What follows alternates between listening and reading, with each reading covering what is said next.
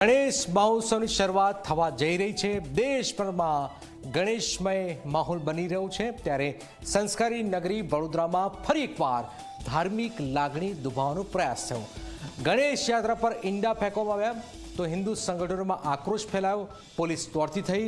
ત્યારે શું થયું છે વડોદરાની અંદર, આવું જોઈએ, જાણીએ, સમજીએ।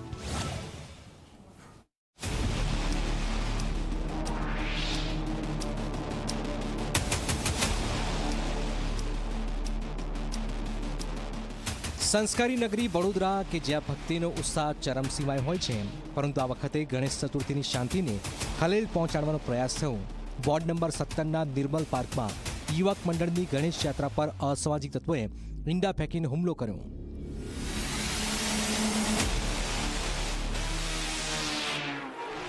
અસામાજિક તત્વોએ ગણપતિ પર ઈંડા ને બધા છોકરાઓ પર ઈંડા રાત્રે ફેંકવામાં આવેલા। પોલીસ પાસે મારી માંગણી એવી છે કે આ જે બી અસામાજિક તત્વો છે એના પર કડક ને કડક કાર્યવાહી કરે અને એમના પર કોઈ ગુનાહિત આગળનું કાર્ય હોય એના પર હજુ કડક પગલાં લઈને કાર્યવાહી કરવામાં આવે। સાહેબ, એમ તો કંઈક અંદાજ નથી, પણ લગભગ મારા હિસાબે 3-4 જણા બે સાઈડથી ઈંડા પડતા હતા અમારા પર। એટલે મોડી રાત્રે 3 વાગ્યાની આસપાસ બનેલી આ ઘટનાએ ભક્તોની ધાર્મિક લાગણીને ઠેસ પહોંચાડી। ગણપતિજીની મૂર્તિ પર ઈંડા ફેંકાતા જ યાત્રા અડધે અટકી ગઈ। આ માત્ર યાત્રા પર નહીં, પરંતુ ભક્તોની આસ્થા પર સીધો પ્રહાર છે। થનવાડીથી લઈને માંજરપુર જતા હતા તો રસ્તામાં પાણી ગેટની થોડું આગળ આવ્યા, ત્યાંથી ઉપરથી ઈંડા ફેંકવામાં આવ્યા છે। અમારા ગણપતિની મૂર્તિને ઈંડા પડ્યા છે, અમારા છોકરાઓ ઉપર પડ્યા છે। રોડ ઉપર પોલીસ અવેલેબલ હતી તો બી પડવા આવ્યા।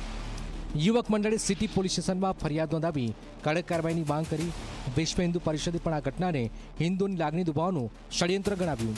વીએચપી મહામંત્રી વિષ્ણુ પ્રજાપતિ રાજ્યના ગૃહમંત્રી હર્ષ સંઘવી પાસે આરોપીઓને કડક સજા કરવાની પણ માંગ કરી। આવા વડોદરા શહેરની શાંતિને દોડવા માટેના કૃત્યો તરીકે આને ગણાવવામાં આવે।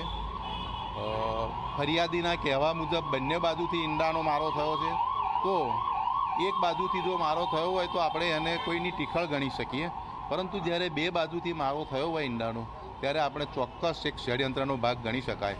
તો આ ષડયંત્રની પાછળ કયા પરિબળો જવાબદાર છે, એ પરિબળોને શોધી અને પોલીસ યોગ્ય કાર્યવાહી કરે એવી વિશ્વ હિન્દુ પરિષદની માંગણી છે। પોલીસે તાત્કાલિક કાર્યવાહી શરૂ કરી। સિટી પોલીસ, ડીસીપી, એસઓજી, પીસીબીની ટીમો તપાસમાં જોડાઈ 8 શંકાસ્પદ તત્વોની અટકાયત કરાઈ।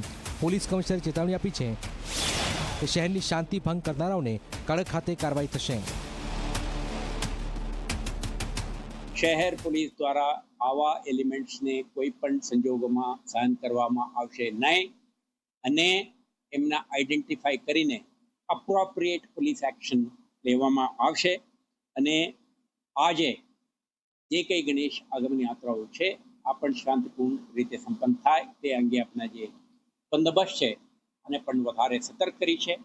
અને આવતીકાલે જે ગણેશ ચતુર્થી છે, મેઇન ડે છે, ડી ડે છે આપણા માટે, તે દિવસે પણ શાંતિપૂર્ણ રીતે કાર્યક્રમ સંપન્ન થાય તે માટે શહેર પોલીસના તમામ કોન્સ્ટેબલરી, ઉચ્ચ અધિકારીઓ અને સુપરવાઇઝરી અધિકારીઓ પણ સતર્ક બનીને કાર્યરત છે।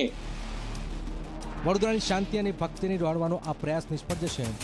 પોલીસની ચોકસાઈ અને ભક્તોની આસ્થા આ ષડયંત્રને નાકામ કરશે। રવિ અગ્રવાલ, ઝી મીડિયા, વડોદરા।